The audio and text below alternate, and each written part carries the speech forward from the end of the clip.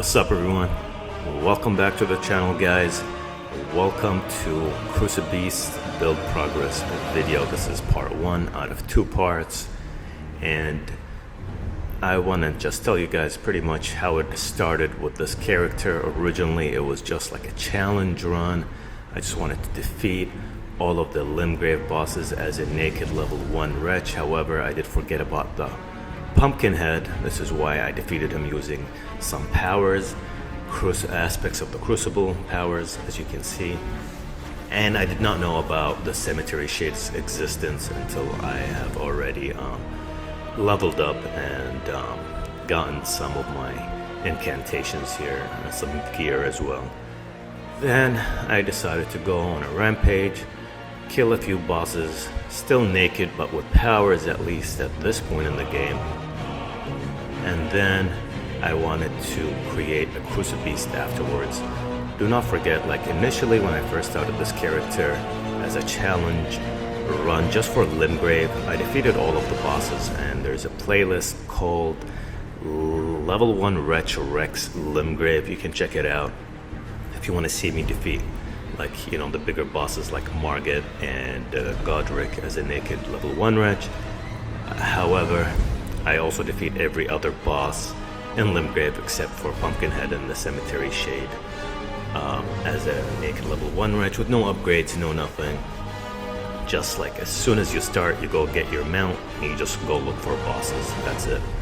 So then after a few months later, I decided to, you know, try things out with this character, and this is it right here when I decided to pretty much start the build.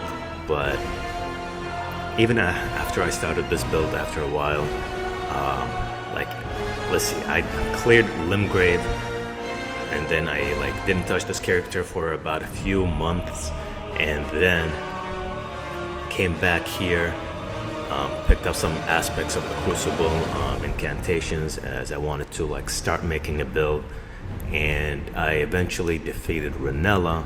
And then again I left the character alone for a while, and then again I went back to him after like a month or two and decided to clear Caelid and defeat General Radon. And after that, again, I took a break, but this time it was like for a few weeks, maybe a month max, before I decided to get back in there and pretty much continue the build guide, or the build that I was working on. It wasn't originally going to be a build guide, but eventually once I defeated Radon, I started thinking of making a build guide. And that's how I came, you know, with the Crucibeast. That's how I came up with the Crucibeast, because I do love strength faith builds. They're probably my favorite. So you'll see me making a lot of guides that have strength and faith, or revolve around strength and faith rather. And as you can see here, I started gearing up at this point, started wearing armor and stuff, because I believe at this point I have already defeated General Radon, and right now I wanted just to move on and get to the Altus plateau and go pretty much finish the rest of this build. Because if you are leveled enough, you should have your full build ready, as in you're gonna have all of your armor, your weapon, all of the incantations that you need initially before you even fight Morgoth, if you really want to. You will not have aspect of the Crucible of Breath unless you decide to take on Rykard first, which I did not. I took on Morgoth first and then took on Rykard later. Because aspect of the Crucible of Breath, it's a pretty decent incantation, but it requires a heavy investment into mind. You need lots of FP because it is a channeling spell. Unless you're willing to use the hidden Cerulean tier, then you probably wouldn't have to worry too much about investing into mana, but that means you will have to sacrifice another thing from your wondrous physic, and you don't want to do that because you're already going for things that will increase your defense and increase your damage output. So unless there is a specific boss you want to use that incantation against, aspect of the Crucible Breath, then I would recommend you just not worry about it. You don't actually even have to have it on this build, but I did because I felt like it is pretty much a Crucible Knight build with some bestial incantations. And surprisingly, it was actually, I don't know, definitely one of my favorites, and definitely probably one of my fastest playthroughs. Is definitely the playthrough where I had the most stance breaks. So it is an OP build, and do not forget that this is a level 100 build, end game build. So by the time you finish the game, you're only level 100. And as you all know, most people are at least level 125, while the majority are actually at 150. But I feel like that's a bit too much. You do not need to be level 150 to beat the game. Level 100 is more than enough. You probably could do it at a lower level. I mean, I know there are people running around there naked level 1 wretches defeating like the whole game and stuff like that. So I know it's possible, but like I'm talking about a realistic build where you are allowed to, you know, take some damage and you would be able to survive some of that damage. Making a build where it's like 10 vigor, like unless you're really good at the game or you just have like, I don't know, you're super patient or something, then and you don't mind dying a lot and spending hours and hours trying to defeat a single boss, then I would not recommend, of course, having 10 vigor or even 20 vigor. I would say 30 vigor is like the bare minimum for a new game, and sometimes even going into NG plus 1 or 2. Because with 30 vigor and the right talismans, incantations as well, such as like, let's say maybe if you have access to Black Flame's protection, then it's actually not that bad having 30 vigor. And it's even much better with 60 vigor, but it depends on the build. Sometimes I want to have a build where I'm not really supposed to be sustaining damage and dealing lots of damage. However, the Crucibeast here, as you can see, can exchange blows. I am a little bit under-leveled for the area I'm in. As you can see, they can almost like one-shot me sometimes. Like one of their hits can easily sometimes take 3/4 of my health. So, like right there. So, yeah.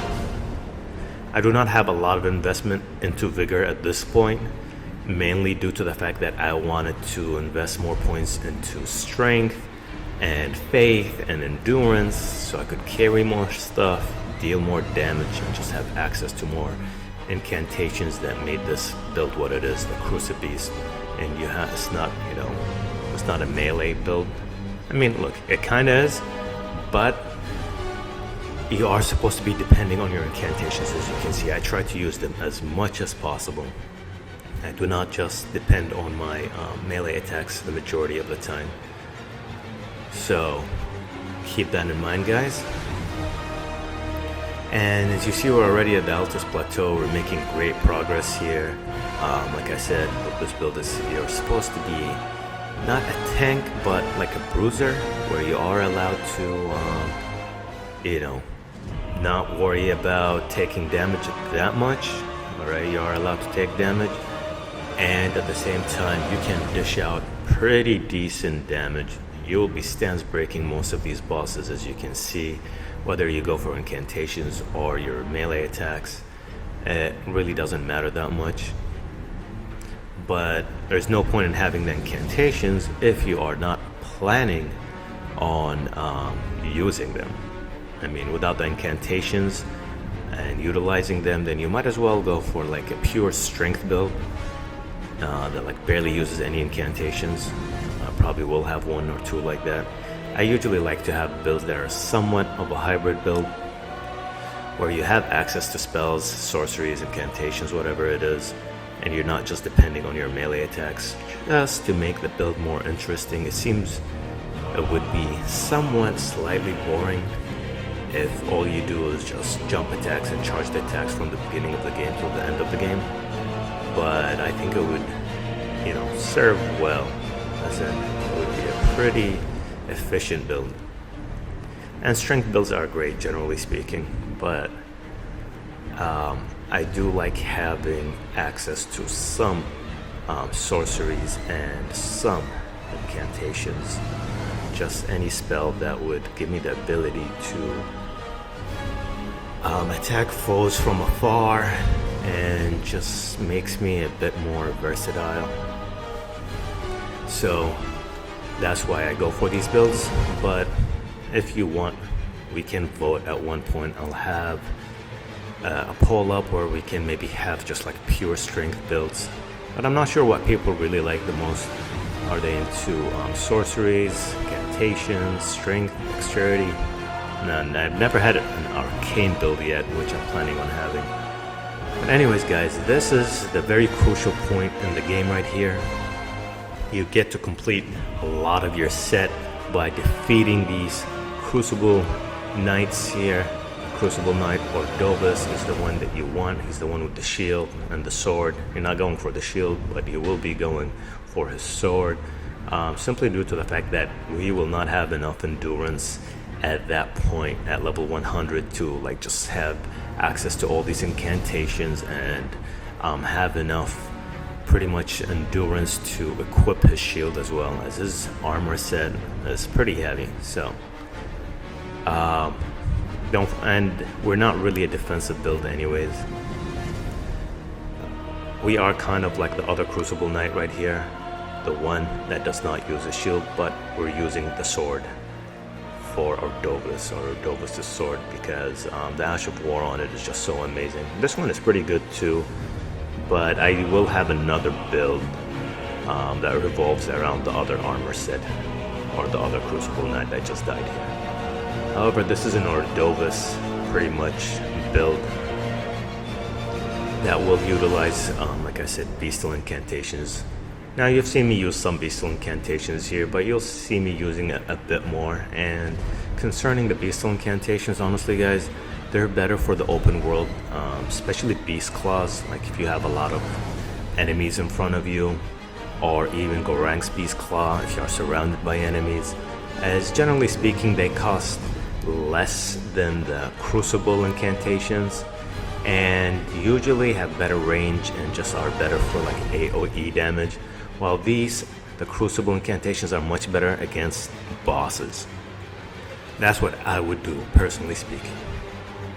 But it is up to you. You can play it however you like. It depends on your play style, of course. But as you can see here guys, I am just dominating these two Crucible Knights. One of them is already dead, and this did take a while. I did have to kite them and stuff, but it wasn't that bad. Anyways, we're pretty much nearing the end here, so I hope you enjoyed the Crucibeast build progress video, and the build guide itself should be coming out really soon, so looking forward to that. And anyways, as always, hope you're all having a great day. Thank you all so much for watching, and I'll catch you all in the next one. Peace.